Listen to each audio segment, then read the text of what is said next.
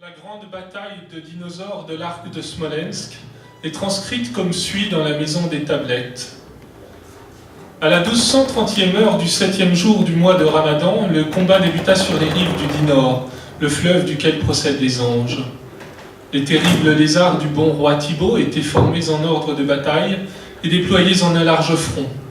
Ils étaient harnachés avec tous les déploiements du luxe. On avait pas lésiné sur le fer, l'argent, l'or et l'uranium, des cristaux de mercure, d'énormes pierres d'azote envoyées par une batterie de catapultes lourdes retombant comme d'énormes éboulis, du soufre ardent propulsé incessamment sur les troupes de l'un et l'autre camp.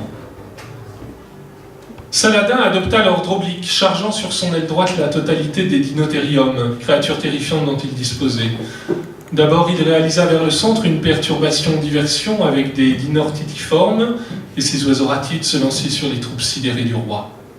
L'aile droite de Thibaut, dans laquelle il avait aussi investi toute sa confiance et misé la chance de la bataille, était composée de gorgosaures, de tyrannosaures et de tricératops, de sorte que si l'un d'eux ne dévorait pas l'ennemi, son énorme poids produisait un effet analogue à celui d'un rouleau compresseur. Le fourmillement des troupes des deux camps était porté par des créatures colossales et herbivores comme le brontosaure, le diplodocus, le styracosaure et le monoclonus. Saladin défendait le fleuve Dinor avec 150 ichthyosaures et d'autres fossiles nageurs. Ils furent inefficaces contre les Dincleostus carniceros de 10 mètres de long que Thibaut avait rapportés de son pays dans de grands aquariums montés sur des chenilles à roues multiples. Les deux camps firent de l'aviation une importante arme tactique.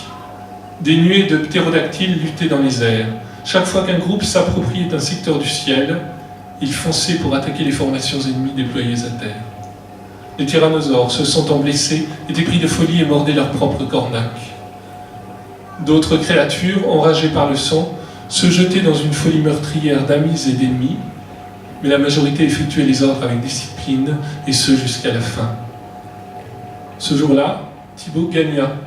Ce fut sa grande bataille, la bataille de Dinor, aussi appelée des dinosaures de l'arc de Smolensk.